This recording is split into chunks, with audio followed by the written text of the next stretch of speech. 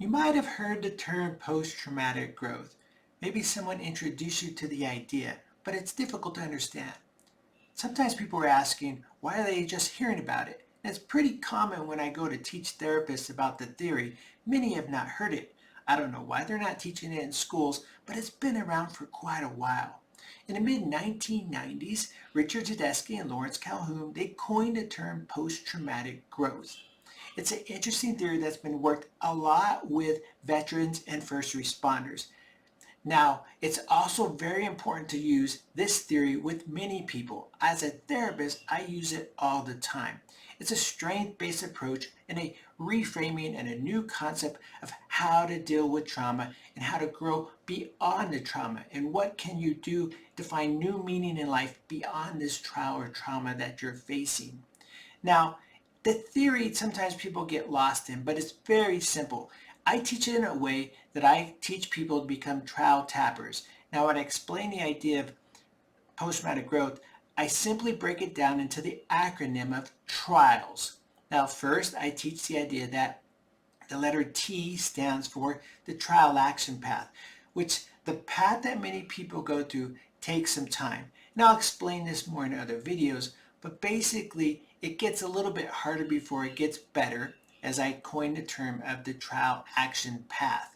So we have to take some actions down the path of recovery, but it's going to take some tough work. The next letter in the word trials, I use the letter R, which means the relationships. It's very important. And most people, when they talk about the theory of post-traumatic growth and the domains, there's 5 domains, and one of them is relationships. And many people identify that other people come into their lives to help them get through this trial. Support groups, church groups, clergy, therapists, just peer supports. The next letter in the word trials I use is the letter I for the inspiration. Many people identify that they found some help with inspirational pieces such as religion or existential connection with nature. The next letter in the word trials I use is the letter A for appreciation for life. Now, this is very common that we have to identify what's going well, what have I found, and many people identify with this in the theory of post-traumatic growth, that they, after a trial trauma, they now appreciate life more, nature more, family, friends, every moment that they have left, and so they start learning to be grateful for things and do gratitude journals, and this idea that that's a very important part. The next letter in the word trials, I use the word L for limitless possibilities. Now, many people can identify after post-traumatic growth or after a trauma that now they have some new direction or new abilities or new missions or new mantras or new things they're going to volunteer for.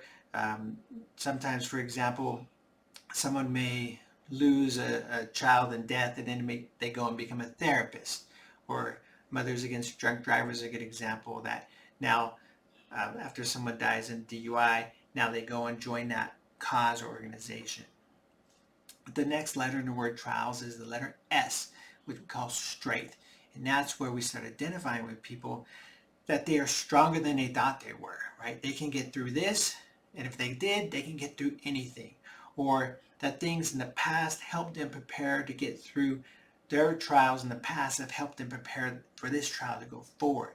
And many people identify with this concept that they're stronger than they thought they were. They can go and attack those new challenges in life, and they can take on new responsibilities.